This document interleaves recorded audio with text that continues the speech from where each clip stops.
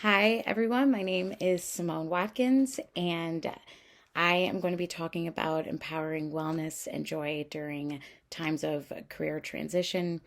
I think that this topic is super important, so I am very grateful and excited that you all have tuned in with me. Before we really get into it, I want to tell you all a little about myself. I am a licensed counselor at a private practice called Inside Out Living. I am a PhD candidate studying counselor education and supervision at Adler University. And I am super passionate about what I do in advocating for wellness and joy and helping others explore their true selves, find their strengths, and ultimately improve their overall well being. Let's talk about career transition or loss and the impact that it may have on our mental health. And I first want to start by saying that career transition or loss is extremely hard. It's been reported as being one of the top 10 stressors that we can experience in our life next to death or divorce. And that can lead us to feel very overwhelmed because it's such a major change that impacts other areas of our life.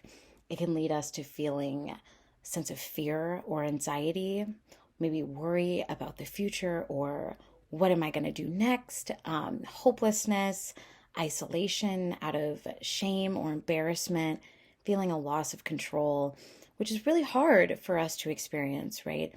And it can also lead to us having insecurities or self doubt or negative self talk.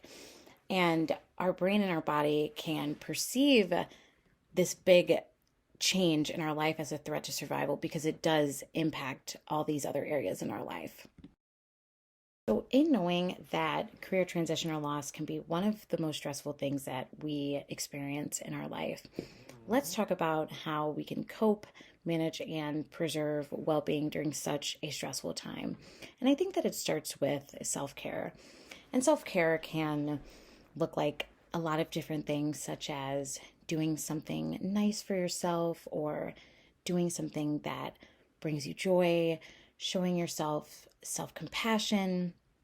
And it also looks like listening to your needs and trusting yourself and trusting that you are the expert of your life and that you know your needs. Our bodies communicate to us all of the time what some of our needs are.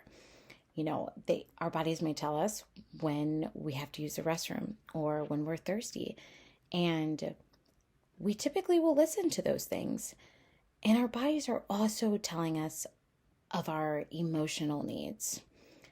When we are severely stressed or overwhelmed, our bodies may have a reaction, and that might be its way of telling you to take a break, take a step back, do something that brings you joy, right?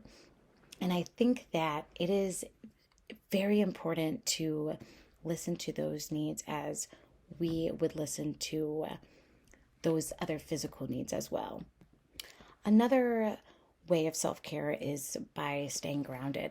I think that ways of staying grounded include meditation or mindfulness, deep breathing, movement, such as taking a walk or doing a stretch, maybe yoga, or writing or journaling. And with these tools, I think it's important that we adopt these into our routine and remain consistent because these tools are what's going to help us stay on our feet and process what we are going through. Talk stress management. I was reading an excellent article in Mayo Clinic by Dana Sparks, who wrote about the 4 A's of stress relief. And I wanted to bring it here because thought I found it to be very helpful in talking about stress management. And I think that it can be helpful during such a stressful experience such as career transition or loss. So the 4 A's are avoid, alter, accept, and adapt. And for avoid, this does not mean avoid our feelings or emotions. I think it's important for us to definitely acknowledge and honor those difficult emotions and feelings because that is how we process them quicker. And that's how we build our resiliency. But instead, avoid the things, the tasks, the people that cause more distress. And with this, that takes us to alter. And for alter, that can look like changing environment, taking control over your surroundings, especially when we are feeling at a loss of control. This means behaving our boundaries or altering our boundaries, right? And embracing our limits and learning how to say no and communicate how we're feeling. And then that leads us to accept. We want to accept what is, forgive ourselves, others, practice positive self talk and self compassion, and leading to the last A of adapt. We want to be willing to adjust our plans, our routines, our behaviors with the changing situations. And it is also important for us to remain flexible through this. Career loss or transition, it can trigger our insecurities, self doubt, negative self talk. And so I think an important way to cope with this experience is to be able to refocus and reframe these negative thinking patterns. And one way we can do that is by looking at this time as an opportunity for growth and change. It is an opportunity to relearn ourselves, to explore our strengths, to explore what brings us joy and happiness, things that explore our values and skills. Because sometimes when we are in our careers, we simply don't have time to really intentionally think about and reflect on what makes us happy. So we can take this time to do that, which is very powerful because that's what is going to bring back that balance. And being able to, relearn, reinvent ourselves and explore who we are can also lead us to a career or experience that aligns more with who we are, what we want to be, what we want to do, that really utilizes our skills, which I think is extremely important. And it's also important to reframe those negative self-talk, right? So one example would be if you think, I am a failure. And one way we can transition that would be, I am not a failure, but I am allowed to fail as a way to learn and grow. And I think that's powerful to tell ourselves and to replace, because that's reminding ourselves that we're human. This is human to fail, to not hit the mark. And it's also reminding us that this is an opportunity to learn and grow. In managing a career loss or transition, I think it's very important to practice self-love. It is really easy to get into those thinking patterns of beating yourself up or talking down when really our bodies need love, because that's what keeps us going. That's what keeps us grounded. And with that, it starts with grace, forgiveness, and compassion. Forgiveness of yourself, forgiveness of others, however that looks for you. Because with forgiveness comes freedom and power. And that is extremely important in this process.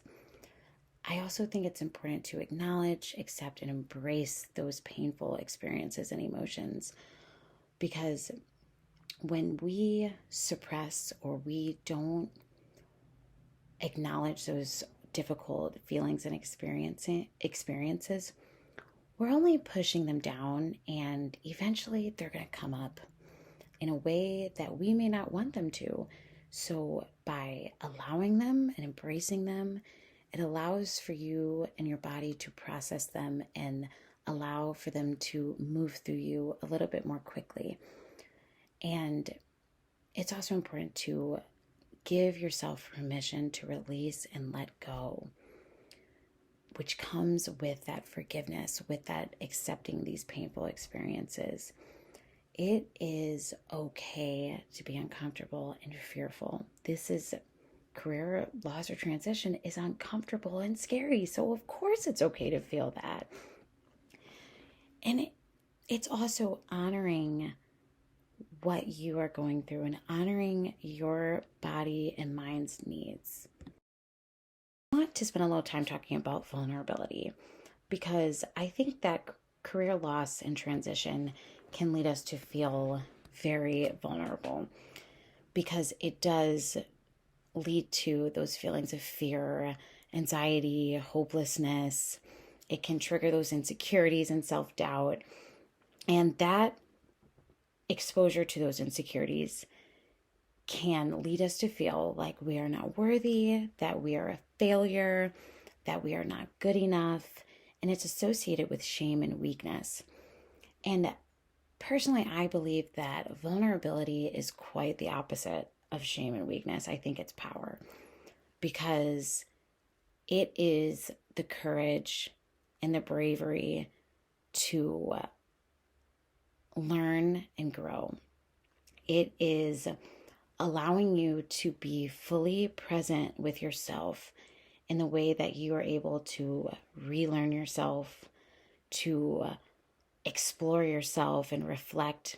And I think that that presence is where our power is.